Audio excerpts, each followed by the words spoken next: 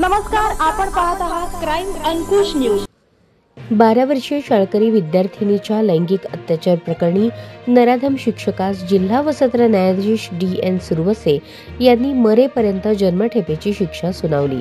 धनाजी सोपान इंगळे वय 48 राहणार पाटकुल तालुका मोहोळ असे शिक्षा झालेल्या शिक्षकाचे नाव आहे। याबाबत पीडितेच्या फिर्यादीवरून मोहोळ पोलीस ठाण्यात गुन्हा दाखल करण्यात आला होता।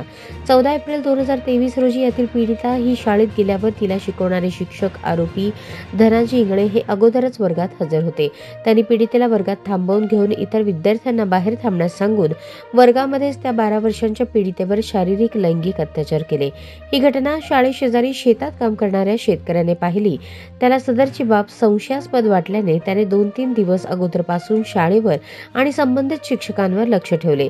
त्यानंतर 15 एप्रिल 2023 रोजी त्याच्या भावाच्या मदतीने शेतकऱ्याने त्या वर्गामध्ये CCTV कॅमेरा लावला। 15 एप्रिल 2023 रोजी सकाळची घटना त्या कॅमेऱ्यामध्ये चित्रित झाली।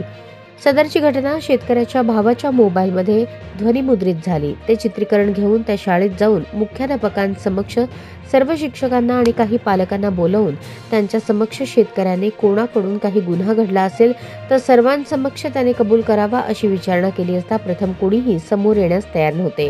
परंतु माझ्याकडे चित्रीकरण आहे असे सांगितले असता आरोपी इंगळे याने स्वतःहून समोर आला आणि माझ्याकडून चूक झाली, मला माफ करा असे बोलला। त्यानंतर ज्या पीडितेला 14 एप्रिल 2023 रोजी ज्या शेतकऱ्याने पाहिले होते तिच्या वडिलांना सदर बाबत सांगितले, तेव्हा त्यांनी पीडितेकडे चौकशी केली असता बालिकेने घाबरून 4-5 दिवसानंतर शिक्षकाच्या दुष्कृत्याबद्दल माहिती दिली। असा प्रकार त्या नराधमाने 3-4 पीडितांसोबत 3-4 वेळा केल्याचे सांगितले। त्यानंतर पीडितेच्या वडिलांनी मोहोळ पोलीस स्टेशन येथे रीतसर फिर्याद दाखल केली। गुन्ह्याचा तपास सहाय्यक पोलीस निरीक्षक विनोद घुगे, पोलीस हवालदार राजू पवार यांनी केला। परंतु तपासादरम्यान आरोपीच्या दहशतीमुळे इतर पीडिता तसेच चित्रीकरणामध्ये दिसत असणारी पीडिता ही जबाबाच्या वेळेस आली नाही, परंतु तिने आणि तिच्या पालकांनी आम्हाला काहीही जबाब द्यावयाचा नाही असे लिहून दिले। तपास पूर्ण झाल्यानंतर पोलिसांनी सोलापूर येथील विशेष न्यायालयात दोषारोपपत्र दाखल केले। खटल्याची सुनावणी दरम्यान फिर्यादी, पीडिता, शेतकरी, त्याचा भाऊ ज्याने चित्रीकरण केले होते तो, डॉक्टर यांची साक्ष महत्त्वाची ठरली।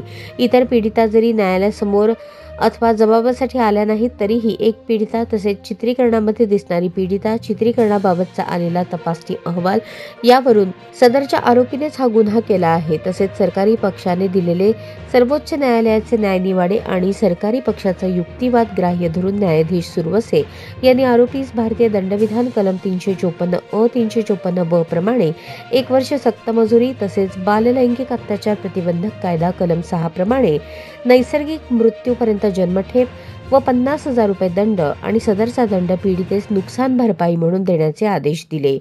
यात सरकारच्या वतीने ॲडव्होकेट शीतल डोके यांनी तर आरोपीच्या वतीने ॲडव्होकेट धनंजय माने यांनी काम पाहिले।